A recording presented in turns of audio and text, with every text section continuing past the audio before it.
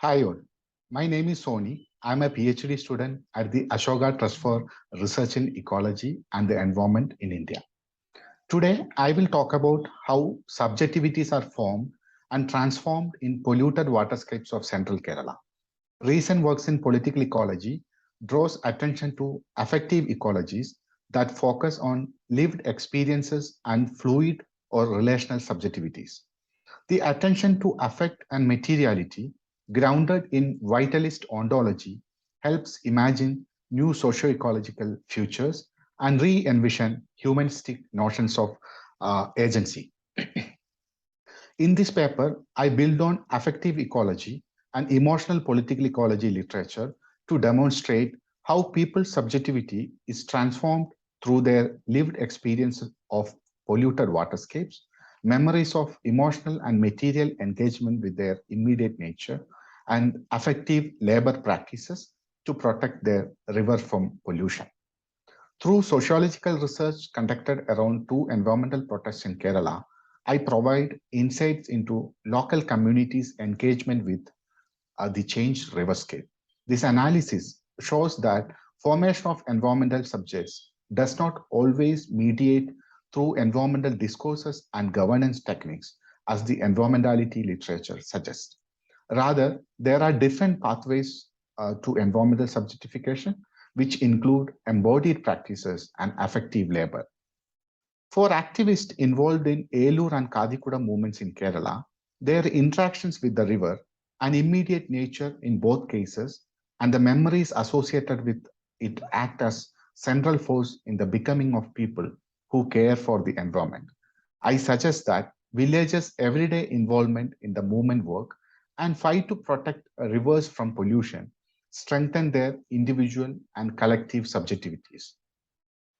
Before going to the details of the case, let me give a brief conceptual introduction. The becoming of environmental subjects is a central problem in environmental politics. Scholars have approached this problem through the classical structure and agency debate, emphasizing the structural constraints that motivate people to act in their immediate interest. For instance, Arun Agrawal examined the formation of environmental subjects by analyzing the community regulatory mechanisms in the Himalayas. Agrawal used the term environmentality to, I quote, denote a framework of understanding in which technologies of power are involved in the creation of new subjects concerned about the environment, unquote. Agrawal's work and the environmentality analytic have been critiqued for insufficient attention to the local agency and conceptualizing subjectification as only a top-down process.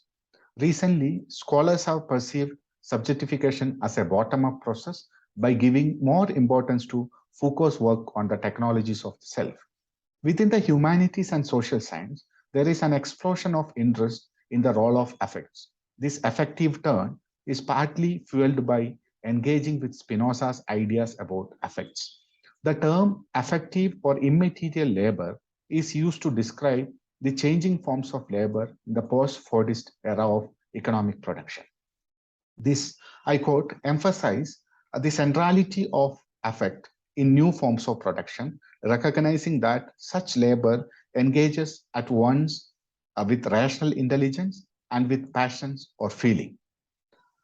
The affective turn in anthropology, feminist geography, and feminist political ecology underpin a plethora of works that go beyond the binaries of individual and collective structure and agency and turn to affect and materiality, probing to imagine novel socio-ecological futures. Studies in anthropology and feminist political ecology and geography shows that various subjectivities emerged relationally from people's interaction with the social and natural or non-human world. Feminist political ecology examines multiple ways in which various identities such as gender, race, and class shape struggles for access to resources. For instance, the works of Sultana engages in intersectional feminist political ecology along with emotional political ecology, where, I quote, emotions, embodiments, politics, power relations, spatiality, and ecological change are imbricated simultaneously, unquote. These works help us understand how emotions matter in nature-society relations. Drawing on these different streams of literature and foregrounding affect, I show that people's subjectivity is relational and transformed through situated, lived experiences and emotional and material entanglement with the nature they have lost. In this background, I want to understand how environmental subjects are formed and transformed in the polluted waterscapes, and how are environmental subjectivities co-produced during environmental movements. In order to address these questions, I selected two movements against industrial pollution. The Elur and Kadikuda movements are against river pollution by the industries along the banks of the river Periyar and Chalakudi, respectively. In Elur, there are around 200 industries, mainly chemical and pesticide factories. Greenpeace declared Elur as a toxic hotspot of global proportions in 2003. Periyar Anti-Pollution Group, a citizen movement, lead the fight against industrial pollution in this area.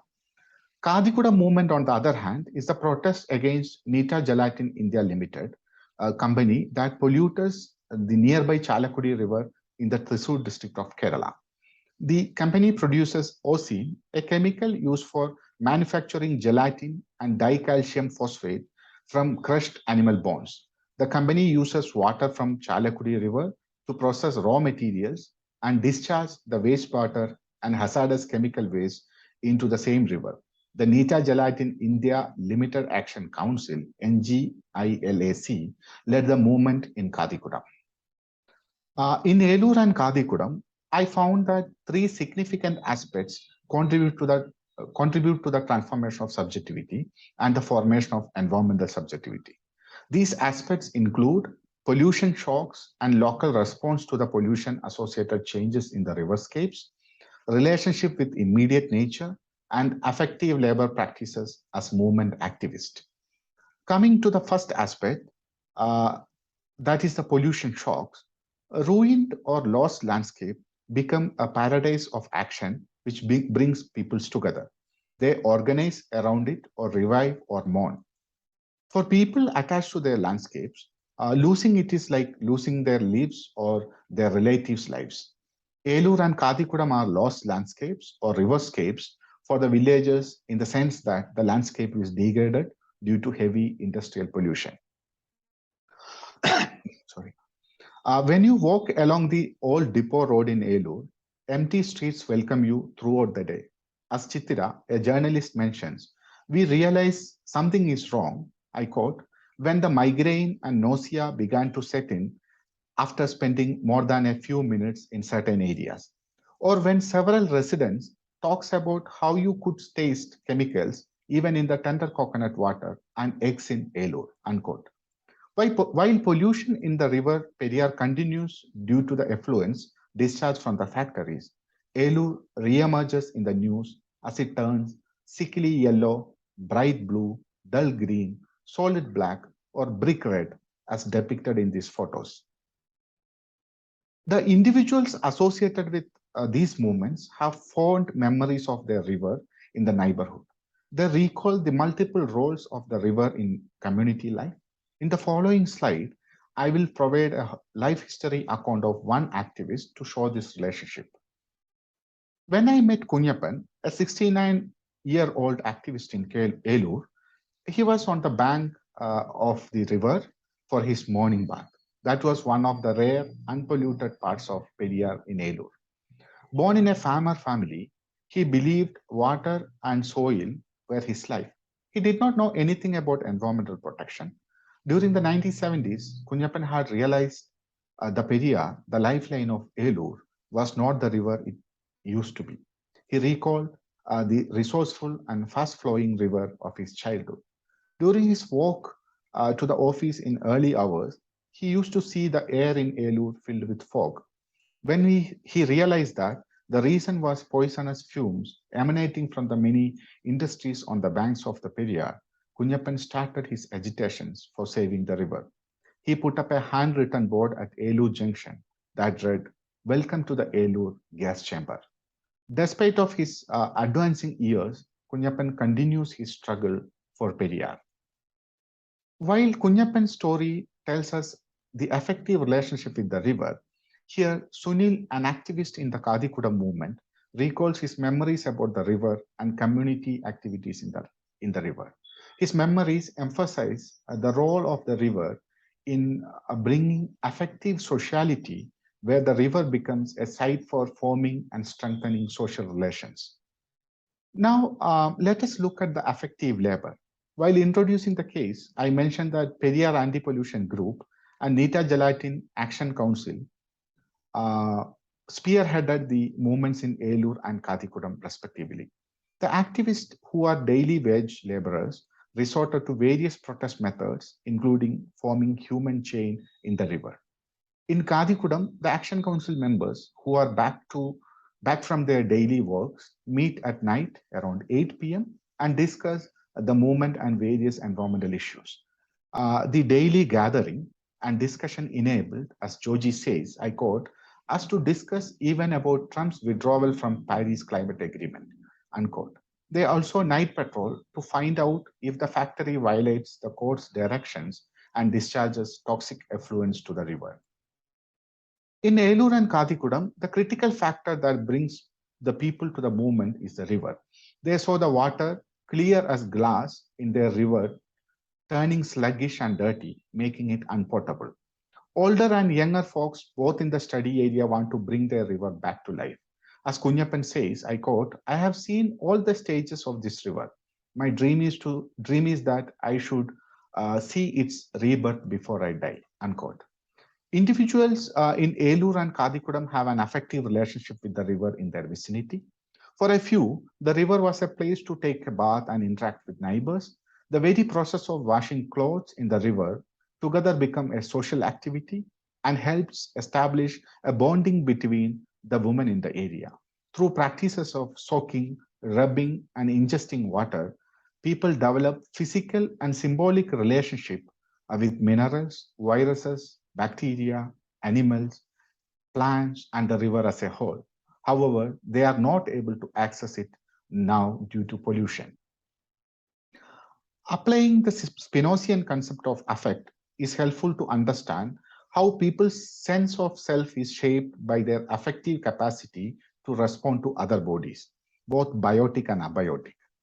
For Kunyappan, Sunil, and many others who are active in Elur and Kadikuda movements, their interaction with the river and memories of such affective responses to the abiotic river help form environmental subjectivity.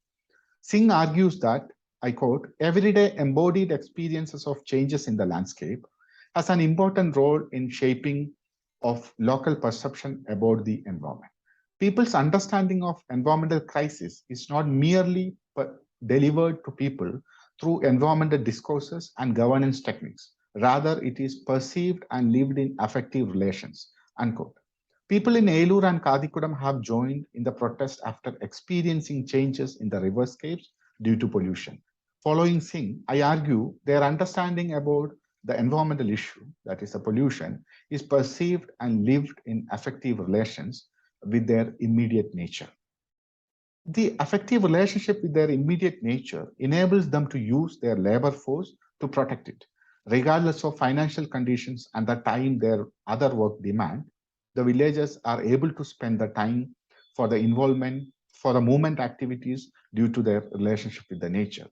While the pollution shocks and affective relationship invokes individual and community responses to protect the river through daily practices of involving in movement activities such as night patrolling, evening gathering, and protest demonstrations, I claim that the villagers transformed their individual and collective subjectivities and cultivated an environmental subjectivity with a sense of caring about the environment. In this talk, I explained how people's material and sensory experiences of pollution and memories of affective relationship with their immediate nature shape their subjectivities. The everyday activities of participating in the movement act simultaneously as both a reaction to the issue at hand and a space that aids in the transformation of subjectivity. People's relationship with the river and landscape drove them to be a part of the movement. and their involvement in the campaign helped develop clear ideas about environmental issues in their landscape and beyond. This also ushered in more significant concerns around nature, both immediate and outside. There is a widely acknowledged claim that environmental subjectivity is structural and thus top-down, but subjectification process is not linear. At the same time, it works from the top to bottom and vice versa, along with a multitude of other ways. In this talk, I described how emotion, care, and affective relation of people with their immediate nature act as subjectivity forming forces. By demonstrating how affective labor and embodied practices shape individual and collective subjectivity, this study contributes to the literature on affective and emotional political ecology that extend the notion of environmentality and make a case for the biopower from below. Thanks everyone for listening. Hope you have enjoyed the talk. Looking forward to having your critical comments. Thank you so much.